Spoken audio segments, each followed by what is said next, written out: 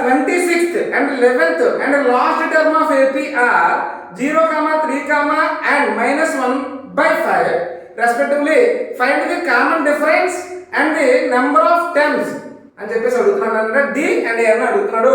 So చూద్దాం మనకి ఆడు ఏమి ఇచ్చాడా, ఏ 26 ఇచ్చాడు అన్న 0 అన్నాడా, నెక్స్ట్ ఏ 11 ఇచ్చాడా మనకి ఎంత అన్నాడు 3 అన్నాడు, అండ్ ఏ అన్న -1/5 అన్నాడు, అండ్ మనం ఏ కనుక్కోమన్నాడా డి కనుక్కోమన్నాడు, అండ్ ఎల్ కనుక్కోమన్నాడు అన్న.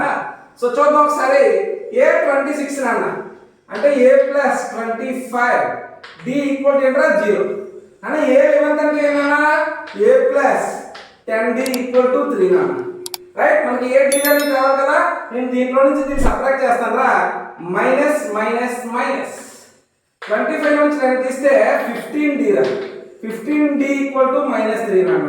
d ఈక్వల్ టు -3/15 రా. 3 1s 3 5s d equal to -1/5 అన్న. సరేనా, నెక్స్ట్ ఏ వాల్యూ కావాలి కదా, ఈ డి వాల్యూ తీసుకెళ్ళి ఇక్కడ ప్లేస్ చేస్తాం రా. ఏ ప్లస్ 10 ఇంటూ -1/5 ఈక్వల్ టు 3 అన్న. 5 1s 5 2s రా. 2 ఇంటూ -1 అంటే ఏ -2 ఈక్వల్ టు 3 అయితే ఈ -2 అంటే ఏమవుతుందా +3 +2 అవుతుంది నాన్న. అంటే 3 + 2 నాన్న. అంటే ఏ ఈక్వల్ ఎంత 5 రా. ఏ వాల్యూ వస్తుంది, డి వాల్యూ వస్తుంది. మనం ఎంత టర్మ్ లో కానీ ఈ రెండు వాల్యూ ప్లేస్ చేస్తే ఈ n వాల్యూ కూడా వచ్చేస్తుందా. ఏ n ఈక్వల్ టు ఏంటన్నా ఏ ప్లస్ n-1 ఇంటూ డి రా. ఏ అనేది -1/5 ఈక్వల్ టు ఏ ఎంతనా 5 ప్లస్ n-1 ఇంటూ -1/5 అన్న. అన్న ఇక్కడ 5 ని ప్లస్ చేస్తుంది, ఇటువైపు వస్తే మైనస్ అవుతుందిరా.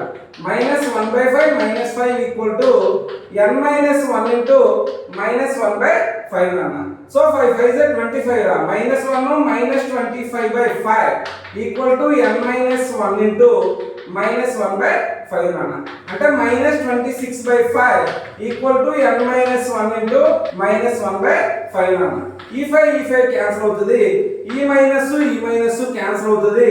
రైట్, 1 ఇంటూ n-1 అంటే n-1 n-1 ఈక్వల్ టు 26 అయితే n ఈక్వల్ టు 26 + 1 అన్న.